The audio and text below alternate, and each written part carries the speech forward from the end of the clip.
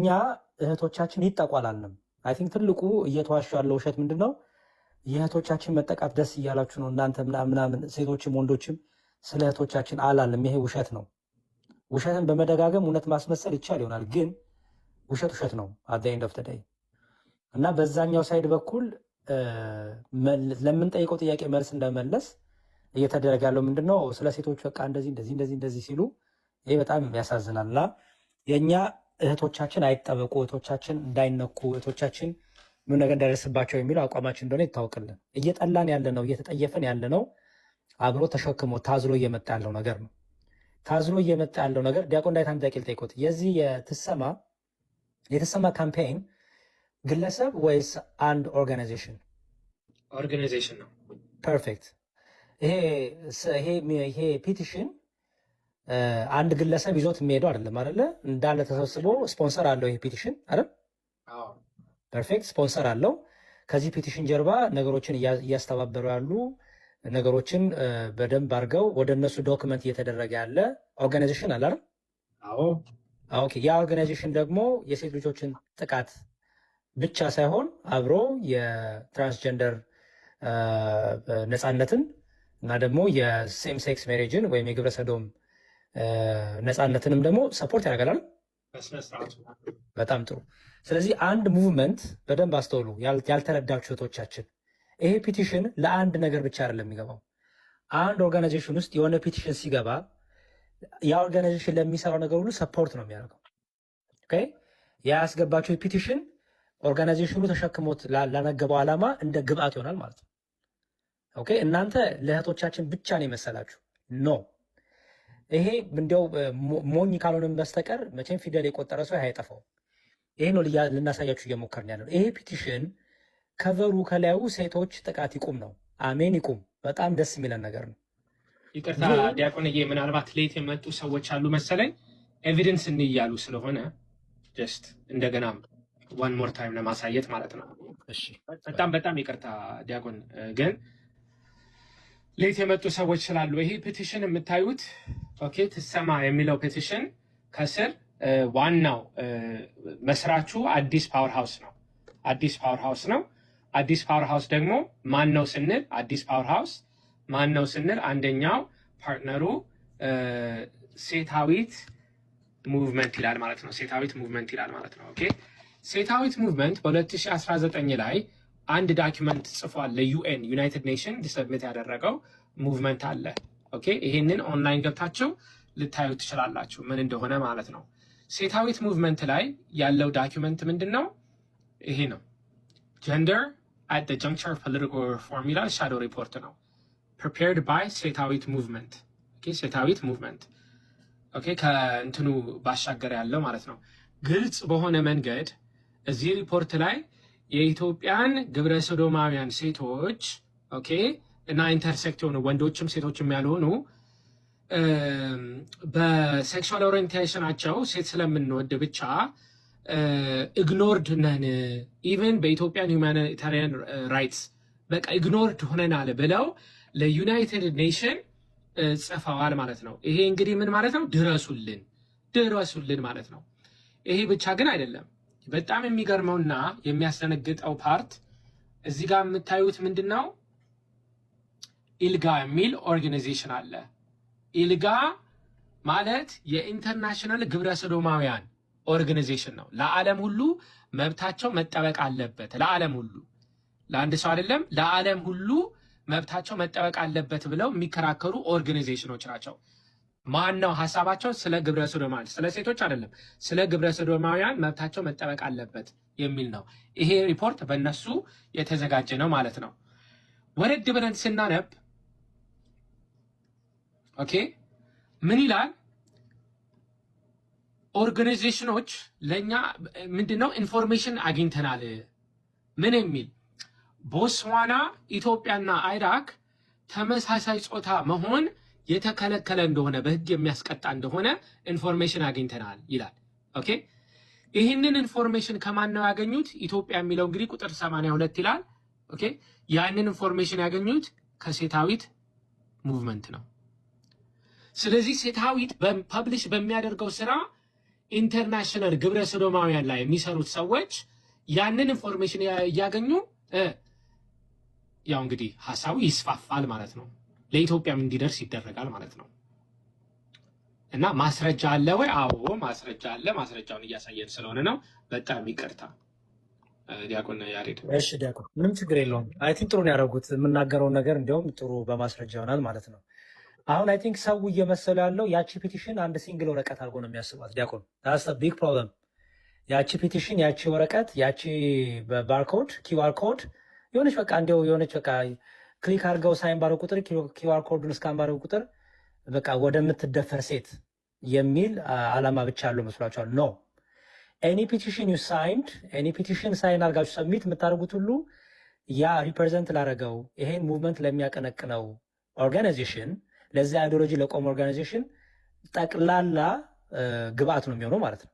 ስለዚህ እየፈረማችሁ ያላችሁት ለግብረ ሰዶምን ኢትዮጵያ ውስጥ እንዲፈጠር ጫና እንዲደረግ ወንድም ሴትም ተነስቶ ወንድ ተነስቶ ነገ ራሱን እኔ ሴት ነኝ እንዲል ሴት ደግሞ ተነስታ ነገ ወንድ ነኝ እንድትል ጫና እንዲደረግ የፋይናንስ ጫና ሊሆን ይችላል፣ የዓለም አቀፍ ጫና ሊሆን ይችላል ባይዘወይ። ስለዚህ ፔቲሽኖቻችሁ ለአንድ ነገር አይደለም የምትሄደው ያ ነገር ሴታዊትም በሉት ምንም በሉት ለያዘው ዓላማ እንደ ሰፖርት ሆኖ ነው የሚገባው ማለት ነው እንጂ ያቺ ሲንግል ሳይን ሄዳ ለገሌ ለተደፈረችው ብቻ መድረስ አይደለችም። ኦርጋናይዜሽኑ ላነገበው ዓላማ ሁሉ እንደ ግባት ትገባለች። ስለዚህ በዛም ሆነ በዚህ ምን እያደረጋችሁ ነው ማለት ነው? እኛ እኮ ግብረ ሰዶምን አንደግፍም ያላችሁ ግን እየደገፋችሁ ነው ኢንዳይሬክትሊ። ምክንያቱም የግብረ ሰዶም አጀንዳንም እንደ ፒቲሽን ሆነ የእናንተ ድምፅ ይገባል ማለት ነው።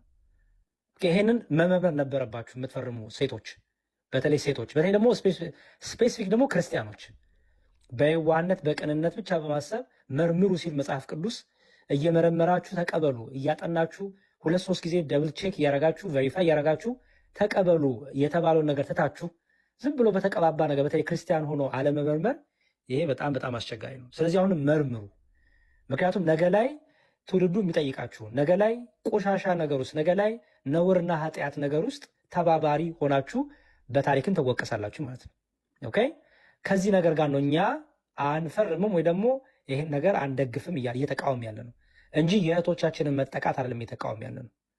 ኦኬ ግን ከቨራፑን የአንድ እህት ወይም አንዲት ሴት ወይም አንዲት ሕፃን ልጅ መደፈርን የሚያስጠላውን ነገር ተጠቅሞ አድቫንቴጅ ወስዶ የሴት ልጅን ጥቃት እንደ ከቨር አድርጎ እንደ ፊት ለፊት ማጋለጫ አድርጎ ከጀርባው ግን ሌላ ነገሮችን ማስገባት ግን አይቻልም። ለዚህ ነው የሚሳደቡት።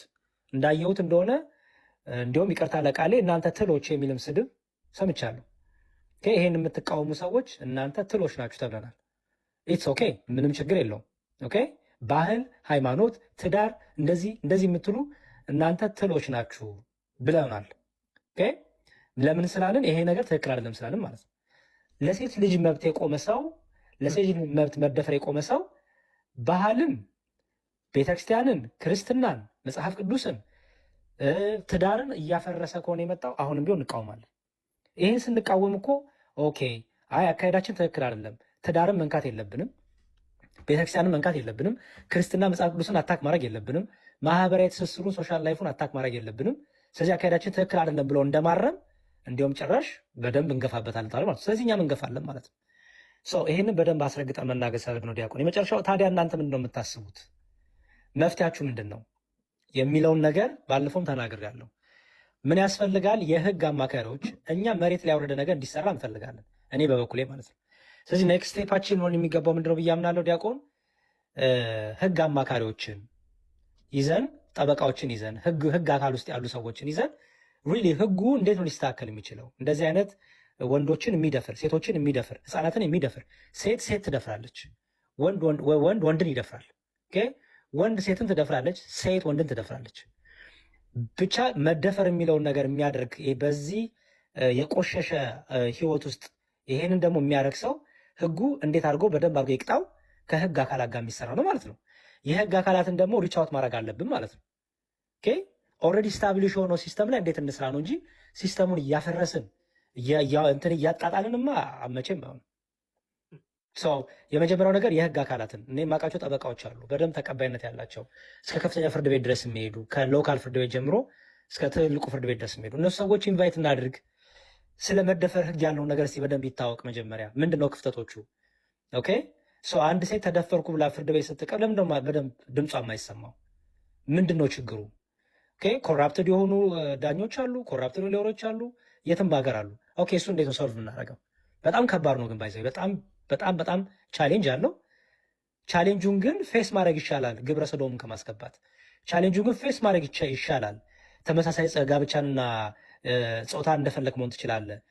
ልቅ የሆነ የኃጢአት ልምምድን ከማምጣት ይሻለናል። ስለዚህ የመጀመሪያው ስቴፕ እኔ ኔክስት ታይም ላይ ስንገናኝ የህጉን ነገር በደንብ አድርገው ህጉ ላይ የሚሰሩት አካላትን ኢንቫይት የምናደርግ ዲያቆን መሬት ላይ ወረደ ስራ እንዲሰራ ማለት ነው።